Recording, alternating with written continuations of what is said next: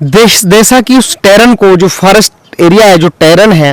वो जो टोपोग्राफी है, उस टोपोग्राफी को या तो वीडीजी के लोग अच्छी ढंग से समझते हैं, या तो एसपीओ जो उसी टेरिटोरी का होगा, भागवा ब्लॉक का होगा या देसा ब्लॉक का होगा, वो कहीं ना कहीं आर्मी के लिए बहुत बड़ा काम कर सकता, क्योंकि उसने जिया है उस जंगल को। और नील सिंह, और आप देख रहे हैं जेके राइट वॉइस। तो अभी कल रात का एक मतलब दुखद खबर, एक ब्रेकिंग न्यूज आपको बता दें कि डिस्ट्रिक्ट डोडा हेडक्वार्टर से कम 60 किलोमीटर दूर ऊड़ बग्गी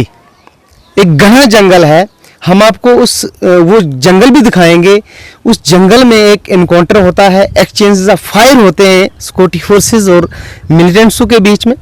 और वहाँ पे अभी जो हमारे पास इनिशियल रिपोर्ट थी, उसमें ये कहा जा रहा था कि हमारे जो सोल्जर हैं वो इंजर्ड हैं, मगर बाद में ये बताया गया कि उनमें से एक मेजर रैंक का अधिकारी था और उसमें 4 जवान जो हैं वो उन्होंने भी शहादत प्राप्त की है। उन्होंने वीर गति उनकी हो गई है। इस भारत भूमि की रक्षा के लिए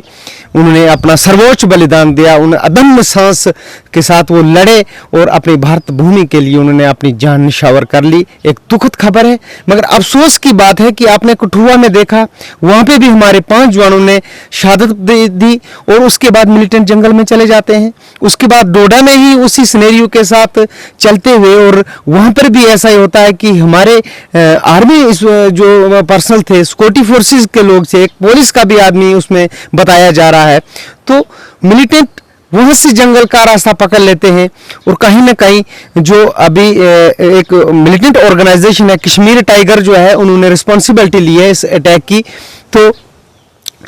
हमें कश्मीर में आप देखें, जैसे आप देखें कि आज जो मिलिटेंट्स हैं वो टेक्नोलॉजी का इस्तेमाल कर रहे हैं, ऑफलाइन टेक्नोलॉजी उनके पास मैपिंग का पूरा है कि जंगल में छुपना कैसे है। और कहीं ना कहीं उनके आप ये देखें कि जो ये मिलिटेंट्स हैं, ये मिलिटेंट आज से 6 दिन पहले 7 दिन पहले जो भागवा के गोलीबाग वाली साइड में वहाँ पे इनकाउंटर हुआ था, वहाँ पे कोई इंजरी या कोई कैजुअलिटी नहीं हुई थी, मगर वहाँ पे ये बताया जा रहा था कि वही मिलिटेंट वहाँ से चलते चलते कम से कम 30 किलोमीटर आगे एक जंगल में फिर मोड़ हो जाती है। आखिर इन लोगों को गाइड कौन करता है? इन लोगों को खाने पीने का और रास्ता बताने वाला वो कौन आदमी? हमें इस चीज़ पे चर्चा करने की ज़रूरत है। इस चीज़ पे कोशिश हमारी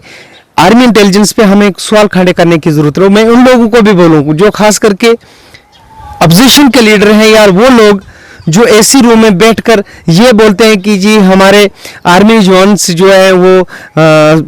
वीर गति को प्राप्त हो रहे हैं और मिलिटेंसी काबू में नहीं आ रही है। उन्हें क्या पता कि जंगल में कितनी मुश्किलें और कितनी दुश्वारियां होती हैं, कैसे दुर्गम नाले होते हैं। अगर आप उस पहाड़ को देखेंगे तो सवाल करने वालों को पेशाब निकल जाएगा, क्योंकि ऐसे पहाड़ होते हैं और मिलिटेंटों को जब सामना किया जाता है तो बहुत मुश्किल होता है। कहना बहुत आसान है, मगर जब ग्राउंड रियलिटी आती है तो उसे वही लोग जानते हैं जो फेस टू फेस इनकाउंटर में शामिल होते हैं और मुकाबला करते हैं। तो रहा दूसरा मामला कि हमें इस टोपोग्राफी को मान के चलो कि हमारा कोई आर्मी सोल्जर है, दिल्ली से है, कोई यूपी से है, कोई उत्तराखंड से है, कोई हिमाचल से है या कोई जम्मू कश्मीर से है, तो हमें देशा की उस टेरन को, जो फॉरेस्ट एरिया है, जो टेरन है, वो जो टोपोग्राफी है, उस टोपोग्राफी को या तो वीडीजी के लोग अच्छी ढंग से समझते हैं, या तो एसपीओ जो उसी टेरिटोरी का होगा, भागवा ब्लॉक का होगा या देसा ब्लॉक का होगा, वो कहीं ना कहीं आर्मी के लिए बहुत बड़ा काम कर सकता, क्योंकि उसने जिया है उस जंगल को। पिछले 20-50 साल से 20-30 साल से उस जंगल को उसने फिजिकली वो लोग चलते हैं वहाँ। तो उसके अलावा बुजुर्गों से भी कहा कि सुना है कि डॉग्स क्या होती हैं, हाइडोर्स कैसी होती हैं। तो ये एक बाहर का आदमी उसे ट्रेन करना और एक नेचुरल जिसको ट्रेनिंग है, उसमें बड़ा अंतर है। तो हमें कहीं ना कहीं उन एसपीओ और वीडीजी के लोगों की मदद लेनी होगी इन मिलिटेंट्स को सफाया करने में, खास करके इस डोडा की जो डोडा देसा वैली है,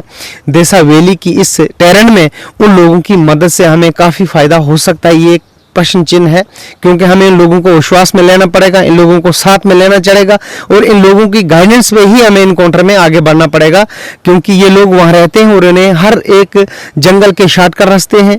हाइडोर्स हैं या ढोक जो जहाँ जहाँ पे हैं, इनको आइडेंटिफाई करने में इनका अहम रोल है। उसके बाद दूसरा क्वेश्चन पैदा होता है कि कश्मीर में पिछले आप देखा कि कपड़ा वाली साइड में जब इनकाउंटर होता है वहाँ पे 3 मिलिटेंटों को ढेर कर दिया जाता है। वहाँ पे क्या कि जो वहाँ के ही लोग हैं, इन्फॉर्मर्स हैं, जो गुप्त सूचना प्राप्त करते हैं आर्मी और पैरामिलिट्री फोर्सेस को, उन्होंने वो अपने सोर्स एक्टिवेट कर रखे हैं। तो कहीं ना कहीं जम्मू डिवीजन में पिछले बहुत ये हाल फिलहाल में 1-1.5 साल में जो सिनेरियो बदला है कश्मीर से, जो एक टेररिज्म का जो एक शिफ्ट हुआ, जो एक फोकस उनकी एक प्लानिंग है कि कश्मीर से इसको फोकस को शिफ्ट करके जम्मू डिवीजन में डाल दिया जाए ताकि आर्मी डिस्टर्बेंस में आ जाए, कश्मीर का फोकस छोड़ के वो जम्मू डिवीजन की ओर आए और हम फिर से कश्मीर में एक बड़ी प्लानिंग के तहत पाकिस्तान में ISI जो उनकी एक खुफिया एजेंसी है उसको लेकर, और पाकिस्तान आर्मी में भी इसमें मुलव्वस है। तो ये लोगों का एक बहुत बड़ा प्लान है और हमें जम्मू डिवीजन में, हम कश्मीर में तो अपने पूरे काबू में कर लिया, उस कश्मीर वैली को तो फोर्स ने पूरे अपने हाथ में ले लिया है, मगर जम्मू में आपने देखा कि हाल फिलहाल में देखते देखते हमने कम से कम 5 जवान वहाँ पे शहादत प्राप्त करते हैं, उसके बाद 4 जवानों की हमारे को यहाँ पे रिपोर्ट्स आती हैं और अभी कहा जा रहा है कि जो देसा में इनकाउंटर हुआ वहाँ पे बहुत और भी जवान जो हैं वो इंजर्ड हैं। अभी हमारे पास हम उनकी सेहतयाबी के लिए भगवान से दुआ करते हैं कि उनकी बहुत जल्दी सेहतयाबी, और जो लोग जिन्होंने वीर गति को प्राप्त किया है, जिन्होंने शहादत प्राप्त की है, उन परिवारों के साथ हम हमेशा खड़े हैं। भगवान उन्हें दुख की घड़ी में सब्र सलामत करे, हमारी ऐसी कामना है। मगर हमें सिक्योरिटी एजेंसीज और खास करके हमारा मिलिट्री इंटेलिजेंस जो है उन्हें भी इस चीज़ पर काम करना होगा कि हमें जम्मू डिवीजन में अपने सोर्सों को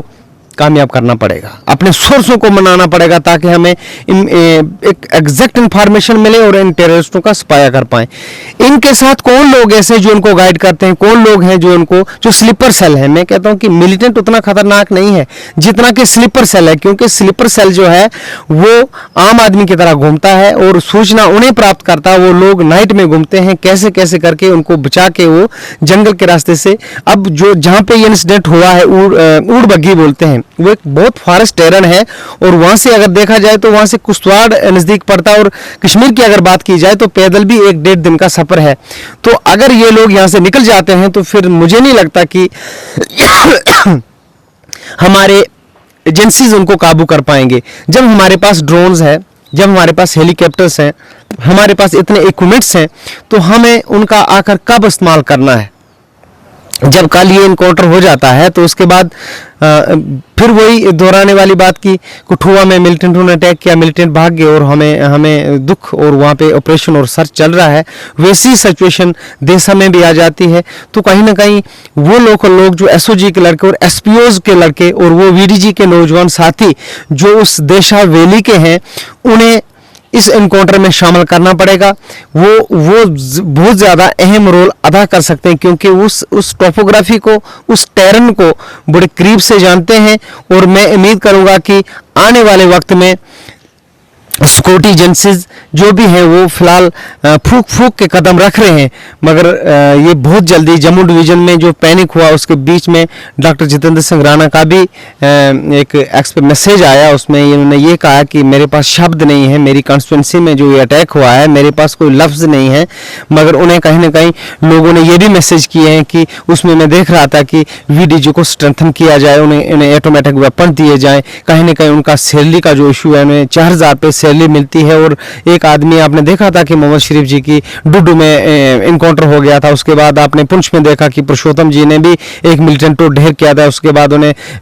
प्रेसिडेंट साहिबा से उन्हें मेडल दिया गया। तो VDG को भी कहीं ना कहीं एम्पावर करने की ज़रूरत है और उन्हें भी आर्मी के साथ मिलकर ऑपरेशन में अगर वो चलते हैं तो हमें ज़रूर कामयाबी मिल सकती है। तो ये एक बहुत दुखद खबर है। आगे जैसे हमारे पास कोई इनपुट्स आता है हम आपको ज़रूर अपडेट करेंगे। दीजिए इजाज़त, नमस्कार।